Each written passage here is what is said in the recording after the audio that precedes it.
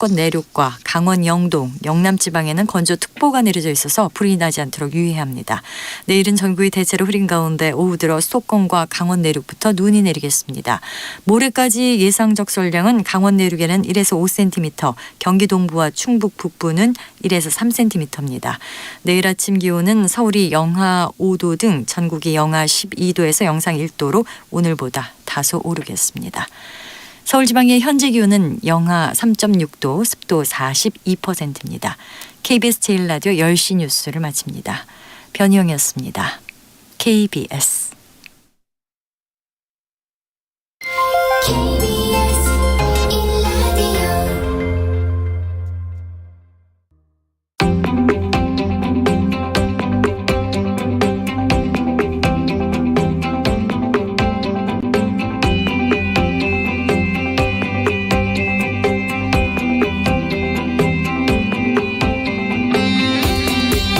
김성환의 시사야.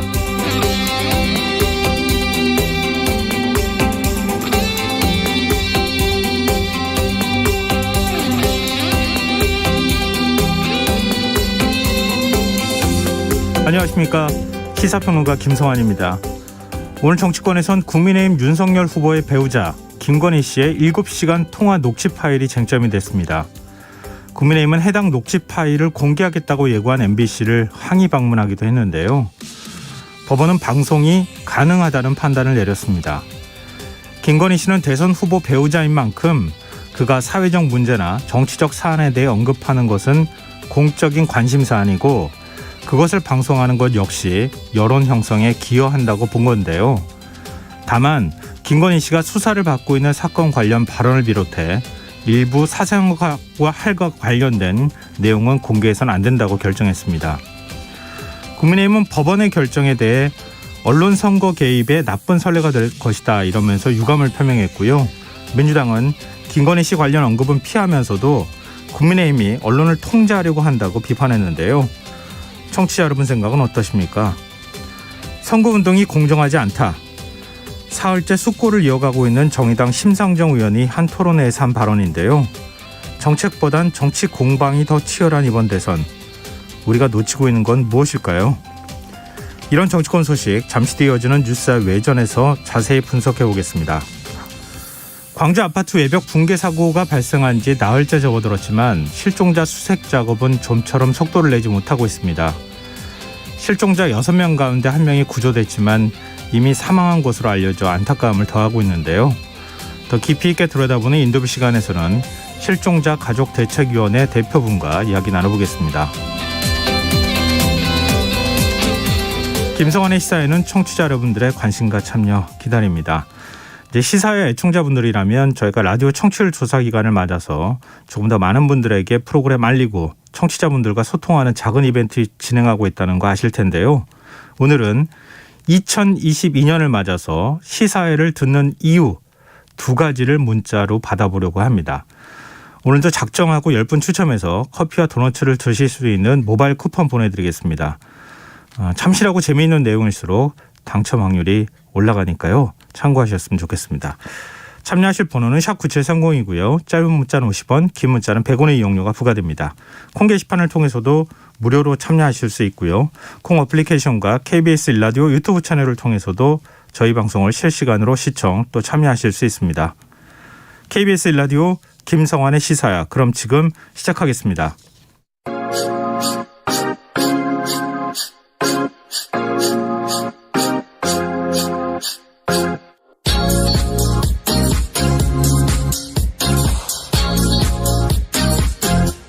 KBS 1라디오 김성환의 시사야.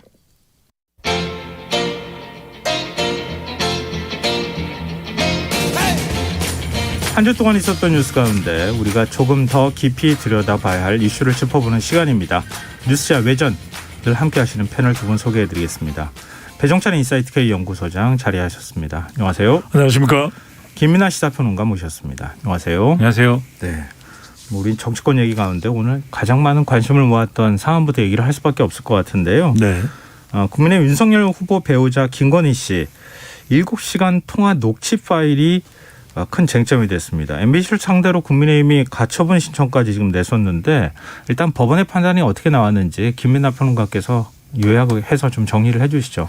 그러니까 이게 뭐 가처분이 일부 인용된 건데요. 네. 근데 일부 인용됐다라고 하지만 이제 실질적으로는 방송이 이제 가능하게 됐다 이렇게 표현하는 게 보다 이제 실질적일 것 같은데 네. 일단 이제 일부 인용됐다는 거에 대해서 방송을 하면 안 되겠다라고 이제 법원이 판단한 부분은 이 김건희 씨의 이제 사생활과 관련된 일부 부분, 네. 그 다음에 수사에 영향을 미칠 수 있는 부분. 그래서 김건희 씨가 이제 이러한 발언이 보도됨으로 인해서 본인이 이제 방어권을 행사를 잘 할 수 없게 되는 부분에 대해서는 이거 이제 보도하지 마라는 취지로 결정을 한 것이라고 보면 되겠고요.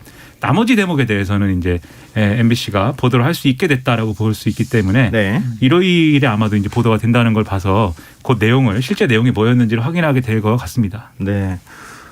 사실 저는 좀 깜짝 놀랐어요. 지난번에 그 통화 녹취 파일 이거 공개할 때 어떤 게 쟁점이 될 것이냐 이렇게 우리가 같이 얘기한 적이 있었잖아요. 그때 김민하 평론가가 얘기하신 게 딱 맞게.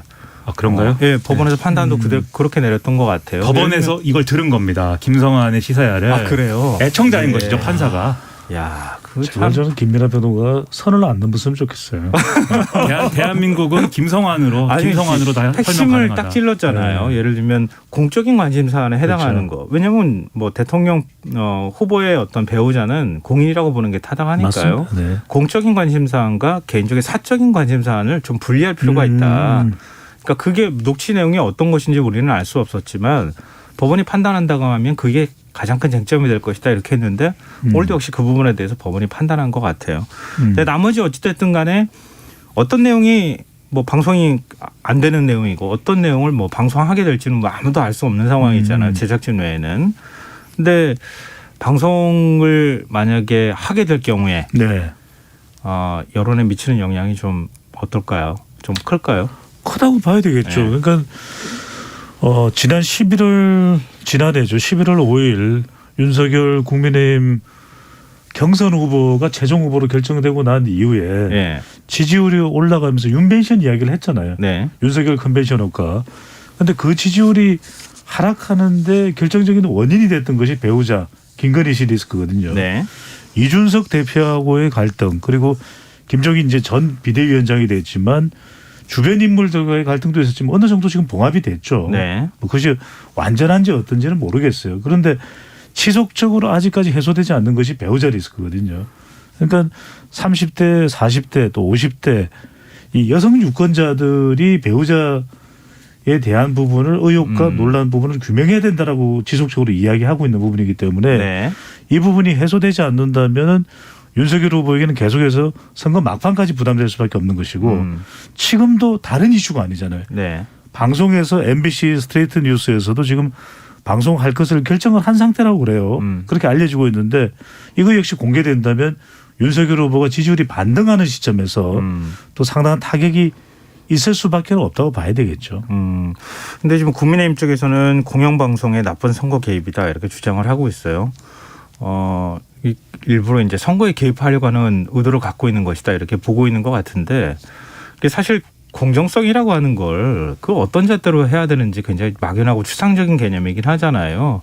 뭐 예를 들면 MBC가 지금 국민의힘에 편파적이다.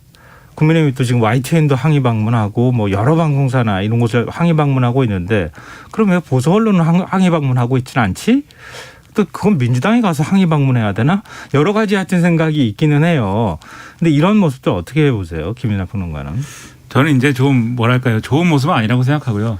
KBS에도 그 충심 어린 고언을 하고 있습니다. 네, 그 사극을 만들어라 5년에 하나씩은. 그리고 이제 국제 뉴스를 메인 뉴스에 30% 이상 할애해라. 그건 조언이라고 해야 되는 거 아니에요? 그러니까 이제 충심 어린 고언을 이렇게 해주고 예, 있습니다. 네. 그래서 김성환의 시사야도 앞으로 국제 뉴스를 늘리는 것으로 이렇게 기대에 좀 부응을 해야 된다는 생각이. 자꾸 저기 세지 마요. 근데 이제 그런 것들이 이제 언론적으로 얘기하면 좋은 제안인데 네. 언론적으로 얘기하면 편성권 침해고 방송법 위반 소지가 있는 거기 때문에 이래라 저래라 하는 것 자체가 이게 그렇죠. 편성권 침해가 된다. 그렇죠. 그게 이제 예를 들면 대통령이 됐을 때 이제 실제로 그걸 이제 그 공약의 형태로 관철시키겠다라든지 이런 것들은 이제 좀 문제의 소지가 있어 보입니다. 이게 지금 언론을 대하는 이제 윤석열 후보와 국민의힘의 태도가 전형적으로 지금 이렇게 일관되게 지금 드러나고 있는 것인데 네. 특히 김건희 씨 녹취록 관련돼서는 처음부터 이제 공작이다 이거잖아요. 네. 그 서울의 소리라는 그런 매체에서 이제 김건희 씨를 소위 말하는 낚아가지고 네. 낚시를 하듯이 낚아가지고 아. 그래가지고 속여가지고 이것을 이제 여러 가지 얘기를 하게 만들어서 그걸 녹취를 한 다음에 그 친여 방송국인 MBC에다 갖다 줘서 방송을 하게 만든 다음에 선거 개입을 하는 거다 이 얘기잖아요 지금. 네. 근데 실제로 이제 그런 흐름인 거냐를 볼 때는 좀 의문이고 실제로 이 MBC 보도를 나온 걸 봐야 되는 게 중요한 게 과정이라는 것은 기자라고 본인이 밝힌 이상 이 물어보는 사람이 기자라고 본인이 밝혔고 그리고 특별히 비보도를 전제로 하고 대화한 게 아닌 이상 그리고 비보도를 전제로 했더라도 이게 보도 가치가 있다고 하면 얼마든지 보도할 수 있는 것이기 때문에 네. 그 과정 자체를 지금 문제 삼고 있는데 국민의힘은 그 과정이 제가 볼 땐 문제가 아니고 실제로 이 MBC가 이걸 결국 이런 가처분이나 이런 거를 뚫고 방송을 했는데 네. 그 결과가 이 공적 가치가 없는 내용이었다 결국. 결국 사단이 그냥 다 들어가 있는 그 정도 수준에 불과했다. 그렇죠. 그냥 흠집내기고 그냥 윤석열 후보의 먹칠하는 내용이다. 그러면 그거는 그 이후에라도 법적 대응이 가능한 거고요. 그리고 네. 유권자들이 그런 방송이라고 하면 당연히 그 유권자들이 MBC를 그러면 굉장히 크게 비판을 하겠죠. 이 피곤하다 이제는 이 얘기 그렇게 나올 건데 그게 아니라 만약에 공적 사안이고 그다음에 이른바 이제 처가와 관련된 윤석열 후보의 처가와 관련된 의혹들을 뒷받침해 줄 수 있는 뭔가 이제 말을 했다든지 네. 또는 뭔가 윤석열 후보가 그동안 검찰총장 시절이거나 하는 과정에서 했었던 일들을 뭔가 또 알고 있는 사실을 특별하게 또 새롭게 꺼낸 얘기가 있다든지 네. 뭐 그런 거라고 하면 그거는 또 이 해명을 하고 대응을 해야 될 문제이기 때문에 시작부터 지금 이렇게 이게 공작이고 이것이 이제 뭔가 음모다라는 식으로 접근한 것은 오히려 제가 볼 때는 역효과를 불러올 확률이 대단히 크다고 생각합니다. 역시 뭔가 있으니까 네네. 처음부터 그런 거구나.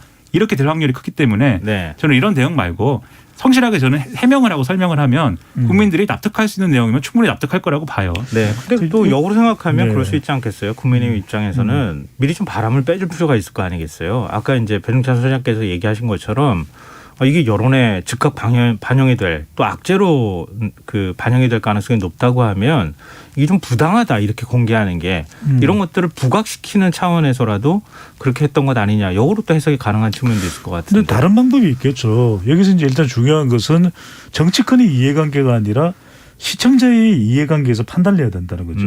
시청자의 뭐 권리가 침해됐다, 훼손됐다. 그렇다면 그것을 감당해야 되는 국회의원과 정치권은 행동에 나서야 될 필요가 있겠죠. 네. 그런데 대선 국면에서 법원이 뭐라고 했냐면 유력 후보의 배우자는 공인이라고 그랬거든요. 네. 공인이고 당사자 간의 대화 통화 내용의 공개이기 때문에 그건 불법이 아니라고 이야기를 했습니다. 더군다나 수사와 관련되거나 또는 사생활과 관련된 부분들은 방송을 못하도록 부분 인용을 했지 않습니까? 네네. 그럼 거기에 부합된 행동을 하는 것이 맞는 거죠. 만약에 방송과 관련된 내용이 보도가 되고 난 이후에 잘못되다 또는 그것이 실제로 상당하게 이 시청자의 이 이익을 침해할 또는 개인의 이익을 침해할 그런 가능성이 있다면 가처분 신청을 하게 되죠. 네. 그럴 때도 방법이 있습니다. 뭐 언론 중재위를 통한 방법도 있고 또 세 가지를 나누어서 보면 제도적으로 법과 원칙에 대해서 대응을 하는 방법도 있고 또 하나는 이 정치적인 이해관계 안에 균형적으로 어떤 보도가 맞는 것이냐에 대한 주장도 할 수 있는 것이고 네. 또 하나는 시민단체나 이런 데를 통해서 사회적인 또 제안도 할 수 있고 주장도 할 수 있는 거 아니겠습니까? 네. 근데 국회의원이 대선 국면에서 와버리면 이건 사실 정치적으로 이해하는 수밖에 없는 것이거든요. 압박감을 느낄 수밖에 그렇죠. 없죠. 훨씬 다른 그렇죠. 행동이 있는 거죠. 예. 뭐 YTN에 간다.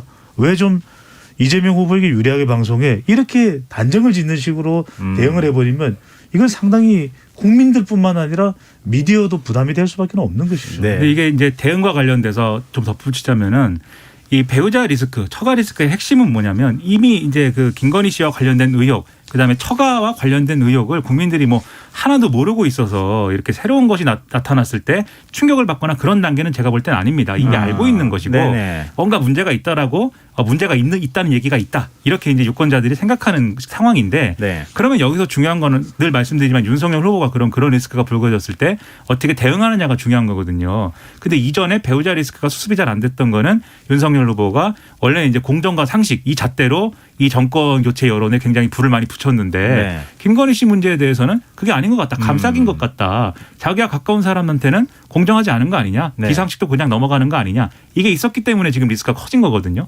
그러면 이번에 이런 이제 논란이 나왔을 때도 마찬가지로 언론이 보도를 했는데 거기에 대해서 윤석열 후보가 정말 이건 사실관계가 틀렸다고 하는 것은 해명하고 그리고 그렇지 않은 사안에 대해서는 그 공정과 상식이라는 잣대로 대응을 하면 오히려 제가 볼 때는 아 윤석열 후보가 변했어 이렇게 생각할 수 있어요 유권자들이. 네네. 그래서 그게 나름대로의 이제 기회일 수 있는 건데 지금 이렇게 처음부터 이게 공작이다 이렇게 해버리면 만약에 이게 방송이 되면은 이게 특성상 7시간 한 얘기를 다 틀지 않는 거잖아요. 그렇죠. 그걸 어떻게 틀어요? 그렇죠. 100% 편집이 들어가는 거 아닙니까? 네. 그럼 이제 다음 주가 되면은 제가 볼 때 이 국민의힘이 하는 최악의 수는 이거 악마의 편집이라고 하는 겁니다. 악마의 편집이라고 하면서 이게 뭐 원래는 그런 내용이 아니었는데 뭐 이러면서 공작설로 다시 가고 이러면은 짜깁기를 했다. 뭐 그렇죠. 이런 식으로 나온다. 제가 볼 때는 유권자들이 아 이게 이 배우자 문제에 대해서 윤석열 후보와 국민의힘의 대응이 달라진 게 없는 것 같다. 이렇게 생각할 수가 있어요. 그래서 네. 이번엔 다른 대응을 해야 된다는 겁니다. 네, 알겠습니다. 아니 이 말씀만큼 좀 더 붙이고 네네. 싶은데 무슨 말씀이냐면은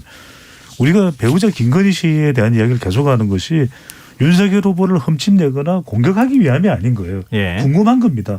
그래서 여러 가지 의혹과 논란이 되는 부분에 대해서 규명을 해라라고 국민들과 미디어는 계속해서 요구를 하는 것이잖아요. 네네. 알 권리를 위해서. 네. 그래서 지금 대선이 이제 54일 정도 남았습니다. 이제는 2달도 안 남았잖아요. 예. 그런데 왜 배우자는 활동을 안 합니까? 그러니까 지금 배우자 활동하면은 아마 이런 의혹이 오히려 더 사그라들 가능성이 그러니까요. 있는데 그래서 안 우리 나오니까 그러는 거 방송에서도 아닌가 시사회를 싶어요. 통해서 제언을 했던 것은 뭐냐 하면은 윤석열 후보에게 불리한 발언이나 윤석열 후보에게 배우자 리스크를 강조하기 위함이 아니라 빨리 털어내면 윤석열 후보에게 훨씬 더 효과적이죠. 거의 마지막 남아있는 리스크가 이 배우자 리스크이기 때문에 여성 유권자들한테 많은 영향을 미치잖아요. 네. 그렇다면 신속하게는 아니었지만 충분하게 정확하게. 그러니까 나는 이게 궁금한 게 윤석열 후보가 배우자 김건희 씨와 나와서 그동안 수탁에만 20여가지, 25여가지 되잖아요. 주요 의혹들이. 예. 해명하면 되잖아요. 이면 인대로 아니면 아닌 대로. 음. 그러면은 굳이 국민들이 스트레이트 뉴스의 내용이 뭔가를 궁금해할 이유도 없는 것이거든요. 네. 각종 내용들을 물어보면 그 부분에 대해서 충분히 이제는 규명을 하면 되는 건데 이것을 그냥 흠집내길 것이다. 몰아가길 것이다. 이렇게 단정할 이유는 없는 거죠. 네, 알겠습니다. 그럼 뭐 우리도 저도 좀 관심 있게 볼 수밖에 없을 것 같은데 스트레이트에서 어떻게 뭐 지금 이제 탐사 보도를 하는 곳이니까 어떻게 보도를 하는지 일단 보고 난 다음에 판단을 좀 해보죠. 자, 그러면 뭐 어느 정도 이번 건이 여론에 영향을 미칠까 이런 얘기도 해봤지만 일단 지금 여론조사 어떻게 나오고 있는지 김민하 평론가가 좀 요약 정리를 좀 해주시고 지금 여론사 추이가 어떤지를 한번 좀 분석해봤으면 좋겠어요. 지금 뭐 여론조사가 워낙 여러 가지가 지금 결과가 막 상이하게 막 나오고 이래서 네. 좀 혼란스러운 부분이 있는데 일단 한국갤럽 조사를 말씀드리겠습니다. 한국갤럽이 지난 11일부터 13일까지 4일간 전국 만 18세 이상 1,001명을 상대로 조사한 결과 더불어민주당 이재명 후보를 지지한다. 이게 이제 전체 응답자의 37%, 국민의힘 윤석열 후보를 지지하는 응답이 31%, 국민의당 안철수 후보가 17%, 정의당 심상정 후보 3%, 의견을 유보한 응답자가 전체 10%였습니다. 그래서 이전 조사와 비교를 해보면 지난주에 진행이 됐는데 네. 윤석열 후보는 지지율이 이제 5%포인트, 안철수 후보는 2%포인트, 이재명 후보는 1%포인트가 올랐고요. 정의당 심상정 후보는 2%포인트가 떨어졌다. 이런 결과고요. 자세한 내용은 중앙선거 여론조사 심의 홈페이지에 있다고 합니다. 네. 백승찬 소장께서 이번 네. 여론조사 결과를 좀 분석을 먼저 해주시죠. 저는 이 조사에서 우리가 주목을 해야 될 부분은 많은 분들은 와 안철수 후보가 17%나 되는 여기 주목하잖아요. 예. 저는 오히려 이재명 후보에 주목을 합니다. 이재명 후보가 1%밖에 오르진 않았어요. 그러니까 네. 뭐 이재명 후보가 대단히 지지율이 많이 올라서 윤석열 후보보다 오차 범위 내에 앞선다 이렇게 생각하시는데 그게 아니라 이재명 후보는 거의 변화가 없는 겁니다. 그러니까 윤석열 후보의 기준으로 초점을 맞추어서 분석을 해보면 지난 한 2주 전까지만 하더라도 윤석열 후보의 지지율은 추락세였어요. 예. 각종 갈등이 겹치고 겹쳤거든요. 그런데 이준석 대표와 가까스로 봉합하면서 반등하는 추세를 또 보였어요. 이번 주 초반만 하더라도 이른바 이준석 매직이라고도 이야기를 했고 네. 여성가족부 폐지 등 또 젠더 이슈도 부각을 시켰고 안보 이슈도 있었고 그런데 가장 최근 조사가 오늘 발표된 이 한국갤럽 조사거든요. 네. 그런데 윤석열 후보 지지율이 다시 또 내려갔고 안철수 후보의 지지율이 올라간 겁니다. 이걸 어떻게 설명할 수 있냐면 결국 배우자 리스크인 거죠. 배우자 리스크. 배우자 리스크죠. 그러니까 흐름을 쭉 보면 윤석열 후보의 이 추세 변화는 추락해서 다시 반등을 했습니다. 네. 그래서 자동응답 조사 경우에는 윤석열 후보가 이기는 조사도 있어요. 예, 그러게요. 이 부분은 중앙선거여론조사 심의위원회 홈페이지에서 확인 가능하면 좋은데 또 안보 이슈가 있다 보니까 안철수 후보의 지지율이 상승하다가 꺾인 조사 결과도 있습니다. 네네. 그런데 이제 종합적으로 분석을 해보면 오늘도 하루 종일 나왔던 이슈 중에서 가장 부각되는 이슈가 배우자 리스크거든요. 결국 윤석열 후보는 이 김건희 씨 리스크를 어떻게 털어내느냐. 예. 이 부분이 주요 관전 포인트일 수밖에 없고 예. 결국 안철수 후보의 지지율이 올라가면 나올 수밖에 없는 이야기는 세 글자거든요. 단일화. 알겠습니다. 위기가 또 기회가 될 수도 있는 거니까요. 네. 그 말이 또 생각나기도 했는데 김민하 평론가는 어떻게 보세요? 저는 이제 대부분 이제 말씀하신 대로 언론들은 이제 안철수 후보의 지지율이 이제 오히려 또 올라간다 뭐 이렇게도 보고 있는데 앞서 네. 말씀드렸듯이 여론조사 결과들이 너무 이제 상이하게 나오고 있고 그리고 어떤 여론조사의 경우에는 이 방식과 그다음에 이제 어떤 그 조사 방식과 그다음에 어떤 시기가 일치함에도 불구하고 완전히 이제 내용이 다르게 나온 그런 여론조사들도 있고 저는 이제 여론조사 전문가가 아니다 보니까 상당히 혼란스러워요. 이런 모든 것들이. 예. 저도 혼란스러워요. 아니 배 아니, 소장님까지 여론조사 혼란스러우면 전문가 차원에서 정말 신뢰하면 안 되는 여론조사도 있습니까? 이거 대놓고 한번 물어보고 싶어요. 저는. 어떻게 해야 됩니까 우리가. 자꾸 발표는 하는데 그런 너무 차이가 많이 옥석을 나잖아요. 가리기가 이번 주는 저도 너무 힘들더라고요. 그러니까 네. 이전 조사만 하더라도 차이가 있더라도 그래 이건 좀 자동응답과 면접원 조사의 조사 방법의 차이다. 아니면 표집을 하는 데 있어서 좀 화이트 칼라 사무직이 좀 많이 표집이 되면 예. 또 이것이 이제 진보 성향이 강해지고 또 ARS 조사는 보수 성향이 강한다. 이렇게 분석이 가능. 이번 주는 그것조차 불가능해요. 그러니까 솔직한 얘기를 어떤 곳인지 이렇게 찝지는 마시고 네네. 공개하시지는 않더라도 이건 도저히 믿기 어려워. 이런 여론조사 있잖아요. 그 사실 없지는 않습니다. 여론조사를 없지는 않아요. 계속 그렇죠. 예. 하시는 뭐 여론조사 업체 관계자들이 볼 때에도 자기의 추이가 쭉 나타나고 여론조사 흐름이라는 게 좀 어느 정도 보이잖아요. 그렇죠. 근데 갑자기 그 조사가 튄다거나 이런 현상들이 나오잖아요. 나와요. 조사 방법에서 문제가 있거나 네. 이럴 경우에. 그래서 사실 공개하지 말아야 되는 거잖아요. 그럴 경우에. 그렇죠. 그런 자기도 걸 신뢰할 수 없는 여론조사를 지금 자체적으로 내놓고 있는 판단해야 거잖아요. 될 경우도 있는 것이죠. 네. 근데 그걸 그대로 그냥 다 공개해 버린다는 거예요. 저도 현업에 있으면 그게 뭐냐면 몇 가지 기준만 충족되면 뭐 이건 부합되는 것이거든요. 법적 조건에 부합되는 것이거든요. 예. 그럼 공개를 하는 거죠. 그러니까 국민들 계속 헷갈리잖아요. 그럴 수 지금. 있어요. 예. 저는 이번 주는 특히나 더 그렇습니다. 이번 주는 저도 어떤 기준으로 어떤 흐름과 추세를 구분하기가 힘들 정도거든요. 저는 이제 여론조사 전문가 아니다 보니까 이러한 이제 여론조사의 각각의 어떤 신뢰성을 얘기하기는 대단히 어려운 것이고 저는 그만큼 여론이 굉장히 이제 흔들리고 있다. 네, 굉장히 혼란스러울 정도로의 대혼전이에요. 네, 네. 혼란스럽게 이렇게 벌어지고 있는 그런 움직임이 있다. 그냥 이렇게 이해를 하는 수밖에는 별 수가 없습니다. 저는. 네. 근데 아무튼 그렇게 이해를 하면 어떤 움직임들이냐라고 봤을 때는 이게 분명히 이제 윤석열 후보가 이제 빠져나가는 지지율을 이 아까 말씀하신 이준석 매직이든지 그걸 막은 건 확실해요. 막고 그걸로 떠났던 일부 2030을 데려온 게 맞습니다. 그리고 그 계층은 소위 말하는 이준석 대표의 강한 팬덤을 형성하고 있는 이 유권자층의 경우에는 여성가족부 폐지가 그야말로 이제 마법의 단어였어요. 제가 이제 여러모로 이제 여론들을 좀 청취를 해보면 네. 그런 걸로 볼 때 이제 그게 일종의 이제 극약 처방인데 극약 처방으로 일단은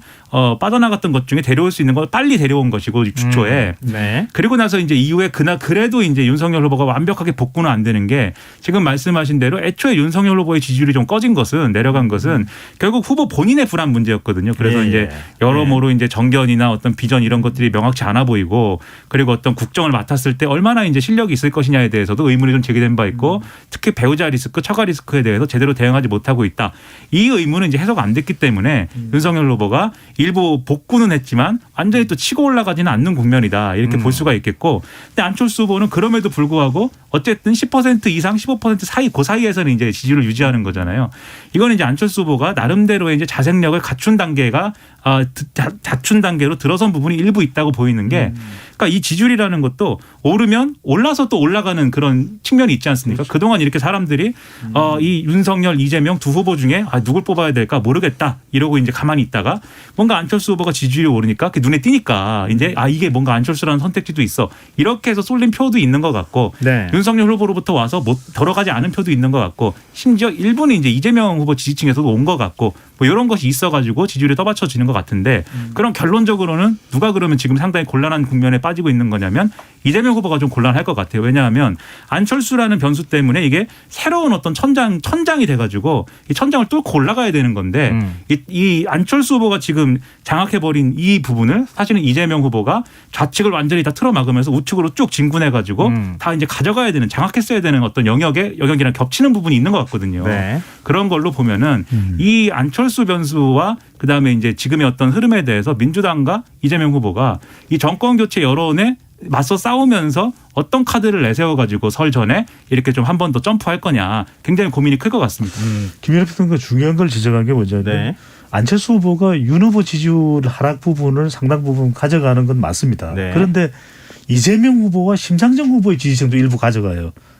그 네네. 유권자층이 네. 누구냐면 20대와 학생과 중도층을 가져가거든요. 네. 이러다 보니까 이재명 후보도 난감한 거죠. 이재명 후보의 지지율도 박스권을 벗어나야 되는데 네. MZ세대도 이제는 20대가 3파전 양상이 돼버리니까 이것도 이재명 후보로서는 박스권을 벗어나는데 상당히 안철수의 존재가 난감한 상황이 돼버립니다.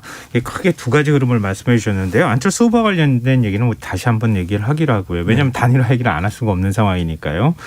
윤석열 후보는 어찌됐든 간에 악재를 좀 털고 뭐 호재까지는 아니더라도 다시 반등의 모멘텀을 만드는 수순에 들어가 있는 것이다. 이렇게 좀 평가를 종합 정리해 볼 수 있을 것 같고 이재명 후보는 지금 박스권에서 벗어나지 못하고 있다. 이게 제일 큰 문제가 아니냐 이렇게 지적을 해주셨는데요.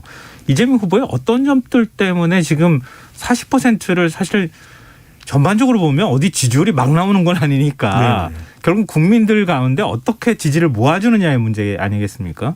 그러니까 이재명 후보가 40%에서 45% 사이까지 가면 이제 이 선거판을 주도하고 있다 이렇게 평가할 수 있을 텐데 아직 거기까지 못 가고 있다는 거예요. 이유가 뭐라고 분석하세요, 두 분은? 가만히 보면 이제 신년 여론조사에서 이재명 후보가 오차 범위 내이든 오차 범위 밖이든 윤석열 후보를 앞서는 추세 조사 결과 발표됐잖아요. 네. 근데 그때 우리가 주목했던 것 중에 하나는 이재명 후보의 지지율은 별 변화가 없는 거예요. 그러니까 윤석열 후보의 지지율 하락으로 이재명 후보가 윤석열 후보보다 앞서는 결과인 거지 이재명 후보의 지지율이 더 큰 폭으로 올라가서 윤석열 후보를 앞서는 건 아니었다라는 것이거든요. 결과적으로는 이재명 후보가 꾸준하게 한 30%대 후반의 지지율은 나오고 있는데 네. 40%의 벽을 못 뚫고 있다.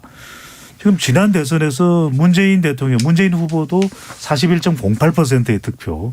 그리고 지금 문재인 대통령 지지율이 40%대 초반까지 가 있다면 더 올라갈 수도 있거든요. 네. 근데 이번 대선에서는 당선 후보가 적어도 45% 조금 더 많으면 한 48% 선에서 당선 득표가 결정된다고 하거든요. 예. 근데 지금 그러면은 많게는 10% 10여 퍼센트 포인트의 지지율이 더 확보가 이재명 후보는 안 되는 건데 네. 가장 큰 이유는 비호감과 부동산인 거예요. 그러니까 비호감과 부동산이다. 부동산 이슈 이번 대선의 이슈는 또 부동산이거든요. 예. 그러니까 중요한 중간 유권자층이 M여중, MZ세대 여성 중도층인데 20대도 30대는 살짝 이재명 후보가 좀 앞서는 추세입니다. 추세만 말씀드리면. 근데 20대는 오히려 윤석열 후보나 안철수 후보가 함께 가져가는 비율이 더 많아요. 그러니까 결국 20대 지지율이 안 들어온다. 이게 이제 안보 이슈도 있고 20대를 신안보 세대라고 이야기하는 거 부동산 이슈도 있고 또 여성 유권자들의 경우에는 이재명 후보에 대한 비호감이 여전히 큰 편입니다. 네네. 여러 가지 여성과 관련된 이슈로 그러다 보니까 지금 또 대장동이나 변호사비 대납 의혹과 관련된 부분도 비호감이 될 수 있는 부분이고. 네. 그러니까 가장 중요한 전체 유권자의 절반을 차지하는 뭐 중도층은 따로 두더라도 이 여성과 20대 이 MZ 세대 중에서 일부분을 보면 이 비호감과 부동산 때문에 견인이 안 되는 거죠. 그 내용에 대해서 조금 더 덧붙이자면 이게 네. 부동산이라는 것도 결국 얼마나 이제 그걸 유능하게 다루느냐의 문제잖아요. 결국은. 그렇죠. 그러니까 이재명 후보가 지금 내세우고 싶은 게 나는 좀 흠이 있는 사람일 수 있다. 그런데 그 단점을 상쇄할 정도로 유능하다. 이거거든요. 네네. 그래서 이번 주에 이제 대형 공약을 많이 얘기를 했잖아요. 네. 굉장히 큰 그림을 이 산업구조 전환을 얘기하면서 뭐 디지털 대전환 이런 거 얘기하면서 뭐 130만 개 일자리를 만들고 막 이런 걸 했는데 그게 바로 국가를 운영할 준비가 그만큼 잘 돼 있다. 그만큼 유능하다. 이거를 이제 보여주려고 한 거거든요. 근데 여기서 문제가 되는 게 그러면 이게 좀 중도층으로 진출하기 위한 교두보가 되려면 어떻게 됐어야 되는 거냐면 사람들이 윤석열 후보를 보면서 아직 국가를 운영할 준비가 안 된 것 같아. 이런 마음을 가지면서 네. 비록 내가 정권 교체를 해야 된다고 생각은 했지만 네. 그거에 동조는 했지만 이재명 후보를 보니까 유능한 사람이기 때문에 네. 한번 이재명 후보한테 기대를 가져봐야 되겠어. 이런 흐름이 좀 형성이 됐어야 되는데 네. 아이러니하게도 안철수 후보가 그 기대를 일부 가져가 버린 거예요. 그래서 윤석열 후보를 보면서 좀 불안하다 싶었는데 네. 안철수 후보라는 대체제가 보이니까 이재명 후보 쪽으로 이렇게 여론이 흘러가기보다는 안철수 정도의 이 어떤 지도자도 괜찮지 않아? 뭐 이게 있는 거고 그러다 보니까 이제 유능함이라는 게 빛을 못 보고 있고요. 그리고 지금 말씀하신 비호감이라는 영역이 이제 내가 좀 흠이 있다 이 부분인데 이 부분은 오히려 계속 이번에도 무슨 뭐 국민의힘이 간접 살인이니 뭐 연쇄 무슨 뭘 하느니 이렇게 하면서 예. 이게 다시 또 흠이 많은 사람인 것이 재조명되고 심지어 뭐 영화 아수라 얘기하고 막 이러지 않습니까? 네네. 이게 자꾸 이 주기적으로 재조명이 되면서 이게 오히려 흠이 많은 사람이라는 부분이 다시 커지고 있어서 이런 것들이 지금 발목을 잡고 있다라고 저는 생각이 됩니다. 네, 알겠습니다. 지금 여러분께서는 KBS 1라디오 김성환의 시사회를 듣고 계십니다. 뉴스의 외전 김민아 시사평론가 배종찬 인사이트K 연구소장 두 분 패널과 함께하고 있습니다. 뭐 안철수 후보하고 단일화 문제 제가 앞서 이제 그 얘기해보자 이렇게 말씀드렸는데요. 지금 김민아 평론가 얘기하실 때 굉장히 흥미롭게 생각했던 게 지금 그 정권 교체는 해야 되겠는데 윤석열 후보는 아니라고 생각하는데 안철수 후보가 보이는 이런 현상이 나타나고 있다고 하셨는데 결국은 윤석열 후보하고 안철수 후보 모두 사실 보수가 품안을 만한 후보라는 인식을 갖고 있다는 거 아니겠어요? 보수층이 바라볼 때도. 근데 그렇다면 단일화를 한다 하더라도 확장성의 일정 부분 지금 그 산술적으로 나오는 여론조사가 그대로 더해지는 게 아니라 네. 일부는 빠지는 현상이 나타날 수도 있다. 그렇게 또 해석 가능하지 않겠습니까? 그런데도 지금 정권 교체 여론이 정권 유지 재창출보다는 더 높게 나타나고 있거든요. 예. 그러니까 이 정권 교체 여론을 얼마만큼이나 담아내느냐가 중요하겠죠. 그래서 두 가지 상황인데 하나는 단일화 관련되는 여론조사 결과들을 총망라해 보면 일단 단일화를 하면 이재명 후보의 대결에서 더 큰 파괴력이 발휘되는 거죠. 네. 그러니까 단일화하는 것이 이재명 후보를 이기고 정권 교체할 가능성이 더 높다라고 하는 확률이 나온다면 이걸 보수 진영에서는 끝까지 버리지 못하는 카드가 됩니다. 왜? 단일화를 해야 더 확실하게 정권 교체가 되니까. 예. 또 하나는 뭐냐면 방금 전에 김성환 진행자께서 정말 예리한 질문을 하셨는데 대체로 경쟁력을 보면 윤석열 후보로 단일화되는 경우보다 안철수 후보로 단일화되는 경우가 이재명 후보에 대해서 더 큰 경쟁력이 나오거든요. 네네. 그런 이유는 이상하다. 다자 대결에서 여전히 윤석열 후보가 더 앞서고 있고 국민의힘 후보인데 국민의힘 지지층이 있는데 왜 단일화되면 안철수 후보가 더 경쟁력이 있을까?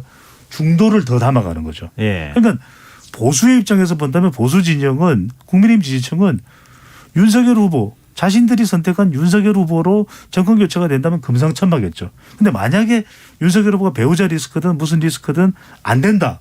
그러면 정 안 된다면 안철수로라도 이게 있는 거죠. 지금 국민의힘 이준석 대표는 이 지금 안철수 후보의 지지율은 본인 실력은 아니다. 실력 때문에 얻는 지지율은 아니다. 이렇게 평가절하를 좀 하고 있는데요. 윤석열 후보가 다시 지지율을 흡수할 수 있다. 이렇게 주장하고 있거든요.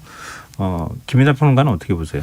일단 이준석 대표는 두 가지의 의미를 깔고 있는 것 같은데 첫 번째는 당 대표이기 때문에 이제 견제성 발언을 하는 측면이 분명히 있겠죠. 지금 예를 들면 국민의힘과 윤석열 후보가 지금부터 단일화 얘기를 적극적으로 막 해버리면 이게 단일화 협상에서는 결국 지지율을 많이 확보하고 있는 쪽이 유리할 것인데 예, 윤석열 후보가 이미 단일화에 좀 이제 안철수 후보하고 이제 겨뤘을 때 다소 이제 불리할 수 있다 이런 인식이 있는 상황에서 먼저 단일화 얘기를 해버리면 네. 그 단일화 협상이 오히려 제대로 안 되지 않겠습니까? 윤석열 후보에게 불리한 방향으로 되지 않겠습니까? 그러니까 이준석 대표의 입장에서는 이제 좀 안철수 후보를 깎아내리는 그런 얘기를 하는 측면이 하나가 있는 것 같고 두 번째는 이제 이준석 대표가 본인이 이제 자처하지 않습니까? 안잘알이라고 자처를 하는데 과거에 이제 정치를 같이 했기 때문에. 근데 그런 측면이 있는 것 같아요. 안철수 후보가 뭐 이준석 대표의 표현인데 다른 사람들을 비판해가지고 얻는 이런 이제 반대급부로서 얻어가는 지지율은 있지만 정작 본인에게 그러면 포커스가 맞춰졌을 때 자기의 어떤 비전이나 이런 것들을 제대로 이제 잘 얘기하느냐 지금까지 그렇지 않아왔다. 그렇기 네. 때문에 지금은 이제 일종의 반사체로서 안철수 후보가 기대를 모으고 있지만 안철수 후보도 이게 만약에 일정 정도의 지지율 이상이 계속 나오면 어떤 방식으로든지 간에 검증대에 올라갈 수밖에 없거든요. 지금 이제 물론 지금도 검증대에 올라와 있지만 네. 본격적으로 더 높은 이제 어떤 수준을 요구하는 검증대에 올라가게 되면은 그때가 되면 이제 나름대로 또 미천이 드러난다 이런 이제 계산을 하는 거죠. 예. 이준석 대표는. 그래가 이제 그런 얘기를 하는 건데 결과적으로 이런 현상들이 보여주는 거는 단일화 논의에 들어가는 건 쉬운데 지금도 이제 단일화 논의는 뭐 이게 뭐 필수 불가결이다라고 다 얘기를 하니까 하지만 실제 협상에 들어갔을 때는 이건 정말 어떻게 될지 아무도 모를 것이다. 그리고 지금 실제로 지금 여론조사나 이런 걸 통해서 이제 협상을 해가지고 결론을 낼 거 아니겠습니까? 지금도 근데 명확히 뭐가 쟁점이 될지 보여요. 민주당 지지층, 이재명 후보 지지층까지 포함해가지고 단일 후보 누가 적합하냐 이렇게 묻는 거랑 네. 국민의힘 지지층으로 한정해가지고 보수층으로 한정해가지고 묻는 거랑 결과가 완전히 다를 수가 있다. 이런 거 시사하는 여론조사 결과도 있었기 때문에 이 룰 싸움에서 얼마만큼 윤석열 후보와 안철수 후보 측이 각각 얼마나 나름대로의 융통성을 발휘하느냐의 문제가 될 수가 있는데 두 후보다 그런 부분에서 능숙하지 않습니다. 네. 그래서 이런 것들은 리스크죠. 근데 뭐 김민하 평론가 여러 변수에 대해서 한꺼번에 다 얘기해 주셨지만 안철수 후보는 나로 시작되는 단일화하면 절대 안 한다 이렇게 얘기를 하고 있거든요. 그게 오히려 더 제일 큰 변수가 될 수도 있지 않을까 그렇죠. 그런 생각이 드는데요. 네. 앞으로 또 우리가 단일화 얘기할 수 있는 기회는 많이 있으니까요. 네. 또 그거에 따라서 여론도 계속 출렁거릴 거니까 또 이제 다시 한번 얘기하기로 하고요. 그러니까 정치라는 게 오늘 다 맞는 얘기 했는데 내일 되면은 어제 한 얘기가 다 틀립니다. 아니, 그러니까 나는 절대 후보 사퇴 할 생각이 없다 이렇게 얘기를 하고 있지만 나중에 가서 또 정치는 생물이니까 또 많이 그렇죠. 어떻게 달라질지 모르는 평론가 거죠. 내일 허무해집니다. 어떻게 네. 한치 앞을 내다볼 수가 없는 거죠. 맞습니다. 네. 지금 정의당 상황이 좀 심각해요. 심상정 후보가 지금 사흘째 모든 선거 일정 중단하고 숙고 시간을 갖고 있는데 지금 정의당이 뭐 취재가 안 된다 이런 얘기를 해요 기자들이. 도대체 그 속내가 뭔지를 잘 두문불출이죠. 몰라요. 왜 이런 현상이 발생했다고 저는 이해가 보세요? 돼요. 지지율이죠. 결국 지지율이다. 정당은 지지율로 평가를 받는 것이거든요. 예. 선거가 있을 때는 후보의 지지율로 이제 평가를 받는 것인데 너무 바닥이에요. 지금 심상정 후보의 지지율이 지난 2017년만 하더라도 심블리 블리블리블리 이랬거든요. 네. 그랬는데 이번 대선은 그런 효과가 거의 안 나오고 있는 상황이고 지금 공약만 해도 주 4일째 외에는 특별히 각인되는 공약이 없습니다. 오히려 민주당을 비판하면서 아니면 양당을 비판하면서 더 존재감을 만들려고 했던 거 아닌가 이런 생각이 들기도 그러니까요. 했었어요. 그런데 이번 대선은 또 진보와 보수가 철저하게 유력 후보 쪽으로 뭉치는 프레임 전쟁이기 때문에 네. 더 진보를 대표한다라고 하는 심상정 후보 쪽으로 관심이 안 기울어지거든요. 그러다 보니까 지금 극약 처방을 취할 수밖에 없고 심지어는 20대 30대 여성 유권자를 견인했던 것도 심상정 정의당 후보인데 그렇지 못하다 보니까 이러다가는 사실은 정의당 자체가 위태로운 거죠. 그래서 저는 두문불출하면서 뭔가 좀 정의당 다음 심상정 후보 다음 이 부분은 걸크러시한 모습을 다시 한 번 더 선보이기 위해서라도 잠시 숨고르기를 하는 걸로 보여요. 사태나 단일화 쪽은 아닐 것 같아요. 그렇죠. 그렇진 않다. 여영국 대표도 얘기를 했는데 여영국 대표도 그런 이야기를 하고 있고 돌아올 것이라고 이야기를 하고 있으니까요. 근데 또 지금 말씀하신 거 들으면 그래요. 후보가 내가 잘못해서 내가 지금 이런 일이 벌어졌다 이렇게 생각하면 일종의 숙고의 시간, 그러니까 그렇죠. 자기 스스로를 되돌아보는 시간이 될 텐데 굳이 그런 거를 이런 방식으로 해야 되는 건가? 이런 의문도 든다는 거예요. 마치 왠지 어딘가에 불만이 있는 사람처럼 지금 보이는 측면도 있다는 거죠. 그러니까 뭐 해석은 분분합니다. 그래서 불만이 있다라고 하면은 지금 정의당과 그 선대위 체제가 심상정 후보의 이제 활동이나 이런 것들을 제대로 받쳐주지 않은 거 아니냐 뭐 이런 해석도 있고 네. 그래서 이제 지역 조직이나 이런 것들이 효율적으로 선거운동을 위해서 움직이지 않았다 뭐 이런 표현도 언론에 등장하던데 근데 이게 잘 안 되면 다 그런 얘기를 각자 해요 또 각자 하기 시작합니다. 그래서 실제로 정말 그것 때문에 이제 이렇게 된 건지는 뭐 심상정 후보한테 물어보지 않으면 또 모르는 거죠. 일단은 이 지금 정치적인 공간이 없다는 것은 명확한 사실이에요. 지지율도 예를 들면 낮은 이유가 예를 들면 뭐 인지도가 낮아서다 이러면 인지도를 올리기 위해서 앞으로 노력해보자 그러면 돼요. 근데 지금 이게 막막한 게 지금까지 진보가 이 표를 달라고 해온 논리가 크게 분류하면 두 개인데 첫 번째로는 진보적인 어떤 정책과 가치가 필요하다라고 얘기를 하면서 우리를 지지해달라고 하는 게 하나가 있고 두 번째는 기성정당들이 부패하고 무능하기 때문에 새로운 우리 세력들을 좀 지지해달라고 얘기하는 게 있습니다. 크게 두 개인데 첫 번째 진보적인 가치라는 거는 이미 문재인 정권이고 이재명 후보이기 때문에 이게 선명성이 살지 않습니다. 그래가지고 지금 주 4일제도 얘기하고 뭐 모병제도 얘기하고 뭐 신노동법도 얘기했지만 이런 것들이 유권자들 입장에서 볼 때는 분명히 민주당이 한 것보다 한 발 더 나은 거지만 비슷한 종류처럼 보인단 말이에요. 그래서 이게 차별화가 안 되는 부분들이 있고 그다음에 이 기성정당이 뭐 부패하고 무능했다라는 프레임은 지금 이 냉정하게 얘기해서 안철수 후보가 수혜자입니다. 이 부분은. 그렇죠. 그래서 심상정 후보는 공간이 없어요. 예. 그래서 지지율이 안 나오는 거고 이거를 구도가 벌써 이렇기 때문에 이걸 어떻게 파해할 수 있는 어떤 그런 방법도 없습니다. 그러니까는 제가 볼 때는 칩거라는 수단을 통해서 일단은 이제 일정을 정지를 한 건데 근데 제가 볼 때는 그런 이제 그것도 이제 일종의 이제 극단적인 수단이잖아요. 그렇게까지 했을 당시에는 제가 볼 때는 심상정 의원이 뭐 사퇴나 단일화도 어느 정도는 각오했을 수도 있다 이렇게 생각을 했는데 오늘 나온 반응을 보면 일단 거기서는 이제 마음을 돌린 것 같아요. 마음을 돌렸고 그렇다고 하면 이제 곧 복귀를 할 텐데 그런 이제 부분이 아니라고 한다면 이 심상정 의원이 대선 후보로서 이렇게 며칠 동안 자맹을 하다가 다시 이제 복귀할 때는 그냥 어영부영한 메시지로 나오면 안 되는 거죠. 그렇죠. 굉장히 큰 어떤 주제를 던져야 되는데 지금 상황에서 던져야 되는 건 뭐냐? 심상정 의원이 정의당의 오늘까지 이르는 정의당 정치의 중심축이었습니다. 그래서 이 부분에 대해서 그동안 잘못했고 그동안 뭘 잘못했기에 이렇게 됐는가. 그리고 이게 심상정 후보가 그 얘기를 하잖아요. 이게 나의 마지막 어떤 소명이다. 이 얘기를 지금 하지 않습니까? 심상정의 마지막 이 대선 정치를 하는 건데 그걸 통해서 그러면 대선 이후의 미래의 어떤 진보 정치는 뭐다라는 걸 규정하는 방식으로 큰 판을 짜자는 얘기를 해야 되는데 그런 얘기가 나올지 뭐 지켜봐야 되겠죠. 큰 건 아니라도 될 것 같아요. 저는 정의당 다음 근본적인 문제를 먼저 생각하고 권영길 전 대표와 노회찬 전 의원의 그 모습대로 돌아가야 된다. 2002년 대선에서 살림살이 좀 나아지셨습니까? 그 했던 권영길 당시 2002년 대선 후보의 마음, 민주노동당 그게 그 20년 전이네요. 네. 마음으로 벌써 그렇게 됐네요. 심상정 후보가 반성하고 알겠습니다. 돌아가야죠. 네, 이게 심상정의 능력 부족인가 아니면은 정의당의 방향성 설정을 제대로 한 것이 문제인가, 진보 정당은 어디로 가야 할 것인가, 여러 가지 숙제를 던지고 있는 문제라서 참 한 번쯤 다 어쨌든 여러 가지 색깔을 가지고 있는 정당은 필요하잖아요. 여러 정치권이 한번 좀 고민해보는 계기가 됐으면 좋겠다는 생각이 드네요. 그리고 저희 방송 시작하면서 2022년을 맞아 김성환의 시사회를 듣는 이유 두 가지 청취자분들께 보내주십시오 이렇게 말씀을 드렸는데요.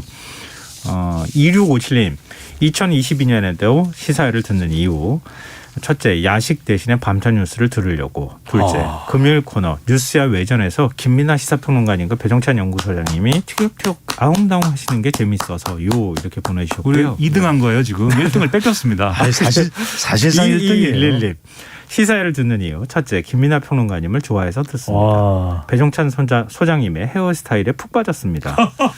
둘째 회사원 주부 엄마의 임무가 어느 정도 마무리되는 이 시간 시사회를 들으며 하루를 마무리하고 저만의 힐링 타임을 갖습니다. 이렇게 보내주셨습니다. 뭐 박수까지 치시고.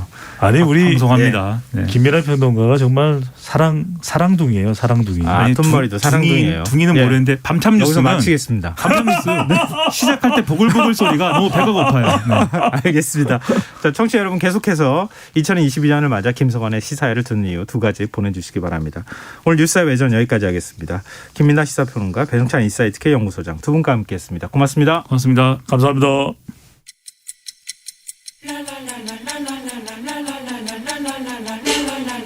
바쁜 당신을 위해 준비된 밤 시사야. 시사평론가 김성환과 함께합니다. 광주 아파트 외벽 붕괴 사고가 발생한 지 오늘로 사흘째를 맞고 있습니다. 실종된 6명 가운데 1명이 조금 전 구조됐다는 소식이 들려왔는데요. 하지만 안타깝게도 실종자는 이미 숨을 거둔 뒤였다고 합니다. 그간 영하를 오르내리는 추운 날씨에도 가족이 구조되기만 기다리던 실종자 가족들은 애통함을 감추지 못하고 있습니다. 오늘 인터뷰에서는 이번 사고 실종자 가족대책위원회 대표를 맡고 계신 안 대표님 연결해서 얘기를 나눠보겠습니다. 안녕하십니까? 네, 안녕하십니까? 네, 오늘 그 실종자 한 분이 구조됐다는 소식이 저 오후에 들렸는데요. 병원으로 곧바로 이송됐다고 하던데 혹시 가족분들이 확인을 하셨습니까?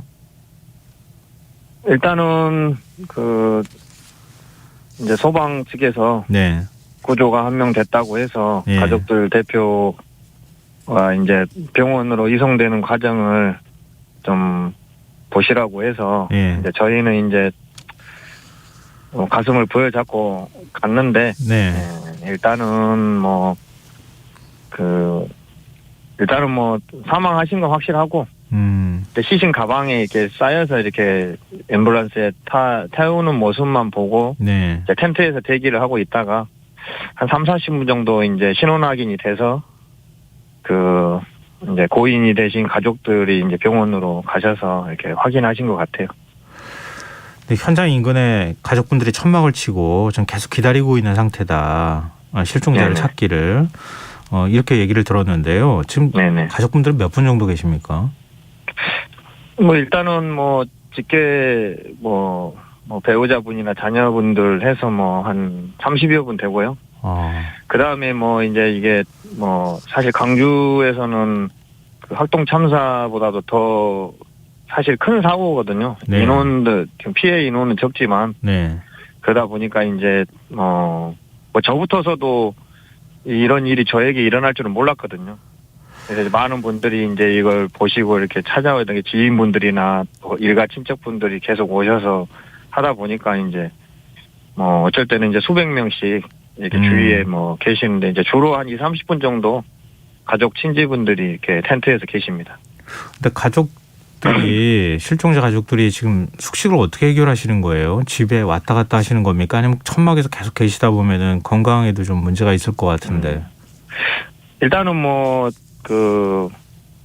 사실은 광주라는 곳이 이런 이렇게 사고가 그렇게 많지는 않거든요. 네, 이렇게 산업시설이 많지도 않고 그러다 보니까 이제 처음에 이게 매뉴얼이 없는 것 같아요. 없었던 것 같아요.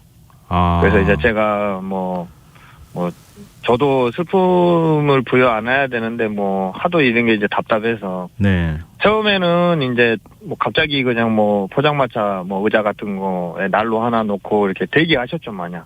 예. 저쪽에서는 이제 대책회의를 한다고 하고만 있었고 그래서 이제 안 되겠다 싶어서 왜냐면은 이게 쉬운 일이 아닐 건데 구조가 예, 또 그렇죠. 가족들의 건강이나 이런 거를 또 누군가는 또 챙겨야 될 것 같아서 네, 좀 제가 임시로 좀 이렇게 좀 나서서 좀 또 관계 기관들도 열심히는 하시지만 매뉴얼이 없었을 거 아니에요. 근데 지금 네. 광주시나 아니면은 네네. 현대산업개발에서 좀 네네. 도움을 주거나 이런 게 있습니까? 지금은 어느 정도 이루어졌는데 네, 사실은 저희가 이제 처음에는 좀 어수선했다가 지금은 어느 정도 예인데 지금은 오히려 저희가 그런 대우를 좀 안 받으려고 해요. 안 받으려고요? 네네. 왜냐하면 저희가 받을 이유도 없고 예, 저 지금 현재 저희는 이제 사실 식사나 숙박 같은 경우도 이제 구청에서 예, 제공하신다고 했을 때 저희가 거부를 했거든요. 왜냐하면 왜 사고는 현대산업개발이 쳤는데 예, 이 국민 세금을 우리에게 낭비를 시켜야 되냐. 저희 가족들의 어떤 모두의 너무 순수하고 착하신 분들이거든요. 네, 남에게 피해 주지 않으려고 하고 먼저 소방대원들의 안위를 걱정해서 절대 무리해서 들어가게 하지 말라. 그거를 이렇게 요구하신 분들이어서 그랬는데 이제 구청에서 우선 재난 예산을 쓰고 나중에 이제 현대산업개발의 구상권을 청구한다고 하니까 그때서야 이제 숙박과 식사 정도. 그런데 이제 대부분 편하게 좀 쉬어도 된대. 저부터서도 재난구조본부 근처에 있는 텐트에 있고 싶어 하세요. 그래서 이제 구청이나 이런 데서 좀 좋은 공간을 이렇게 마련을 해서 주시려고 하는데 저희가 다 거부했죠. 왜냐하면 네네. 무슨 상황이 언제 생길지 모르는데 그렇죠. 또 네. 아시겠지만 우리 실종자들은 저기서 어떻게 있는지도 모르는데 근데 어떻게 혹시, 편하게 있을 수 있어요. 네. 이 실종자분들이 현장에 접근은 안 되는 거죠? 지금 구조 현장 접근은 못 하고 계시는 거죠? 네, 처음에는 뭐 아시다시피 도대체 그 가이드라인을 쳐놓고 무엇을 예. 하는지 알 수도 없고 그랬는데 이제 계속 제가 요구를 하고 가족들이 항의도 하고 해서 네. 이제 어느 정도 그 뭐 직통 라인의 그 통신망도 생기고 또 저희가 어떤 정보를 제공받을 수 있고 또 어느 정도 이제 안전한 현장은 뭐 근데 안에까지나 건물 안에나 이런 거는 진입을 안 되고 네. 그래도 이제 그 가족들 같은 경우는 몸발치에서라도 좀 보고 싶어 해서 이제 한 번씩은 이렇게 들어가서 구조. 그렇지만 그게 이제 뭐 육안으로 볼 수 있는 상황이 아닙니다. 네. 그렇군요. 지금 실종자 한 분이 발견됐을 때 어디에 이렇게 이제 그 파묻혀 있었을 거 아니에요. 이게 네네. 추락하셔서 네. 그 지점 확인할 때 또 들어가서 근데 또 어떤 가족들은 그런 것 자체가 너무 처참하니까 안 가시려고 하고 이제 대리인이나 뭐 다른 가족이 가시기도 하고 그랬습니다. 그러면은 지금 이제 그 통신은 가능하다고 하셨잖아요. 구조당국에서 와서 오늘 하루 구조 상황은 이랬습니다. 이렇게 설명해 주시거나 현대산업개발 관계자가 와서 뭐 딱 가족들을 만나가지고 뭔가 얘기해 주거나 상황을 정리해서 알려주거나 이러는 건 없습니까? 직접 대면해서. 지금은 그렇게 이제 매일씩 그 오전에 한번 오후에 한번 이렇게 브리핑 해주시고 네. 그다음에 이제 뭐 오늘 같은 상황에도 이제 구조자가 발견됐을 때 서부소방 서장님께서 네. 직접 이렇게 뛰어오셔서 전달해 주시고 그다음에 이제 그 실종자분을 이렇게 이제 그 시멘트 더미하고 철근 더미 속에서 이렇게 꺼냈을 때도 뛰어오셔서 이렇게 얘기해 주시고 네. 그럼 지금 구조당국의 설명을 들으셨으니까 지금 구조 네네. 상황은 어떻다고 하던가요? 굉장히 어려움이 많다 이렇게 언론에 알려지고 있던데. 지금 뭐 아시다시피 지금 한 분 찾아내는데도 거의 4일이 넘게 걸렸거든요. 네. 일단은 날씨와 그 다음에 지금 현재 건물 상태나 이런 부분이 뭐 안전 문제 때문에 이렇게 쉽게 이제 접근하거나 막 이렇게 장비를 투입할 수가 없는 상황이어서 네. 그나마 이제 지금 오늘 실종자분 같은 경우는 밑으로 추락하셔서 지하 주차장 그 지붕을 뚫고 거기에 이렇게 이제 낙하물과 같이 이렇게 이제 있는 상태였기 때문에 이제 그 주변을 어제 밤샘 작업으로 치우고 나서 이제 소방대원들이 일일이 손으로 이렇게 철근을 이렇게 끊으셔서 들어가셔서 이제 꺼내셨는데 네. 이제 문제는 나머지 분들이죠. 그렇죠. 나머지 분들은 지금 저 위험한 위쪽에 계신 것 같거든요, 지금. 네. 근데 거기는 이제 지금 휘어 있는 크레인을 일부 분해를 해야 돼서 네.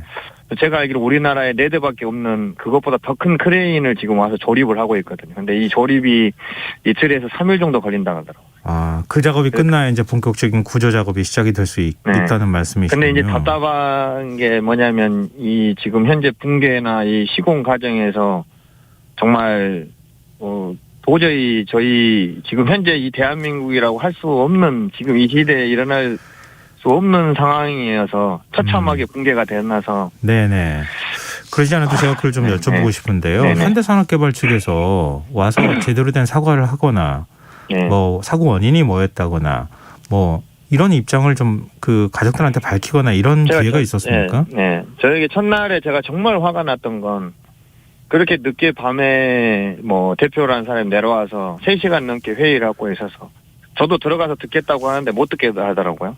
그래서 밖에서 기다리고 있는데 이제 회의를 끝나고 나오면서 저희 실종자들이 뻔히 그 난로 앞에서 서로 서서 앉아서 이렇게 대기하고 있는데 그걸 그냥 지나쳐 가더라고요. 그래서 제가 이제 솔직히 그냥 지켜보다가 분명히 저희를 10m 지나쳐 갔으면 가는 거예요.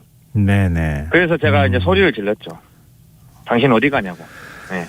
그래서 이제 겨우 와서 사과했었고 네. 사실은 지금은 전부 저희는 형식적인 사과로밖에 안 보입니다.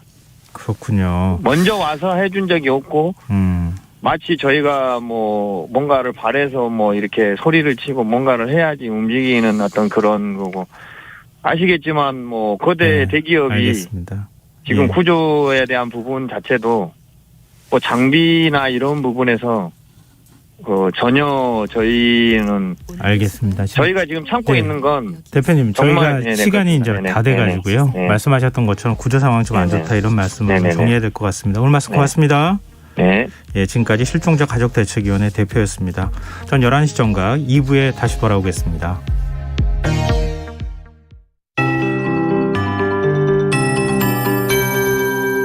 KBS 58분 날씨. 오늘 서울지방에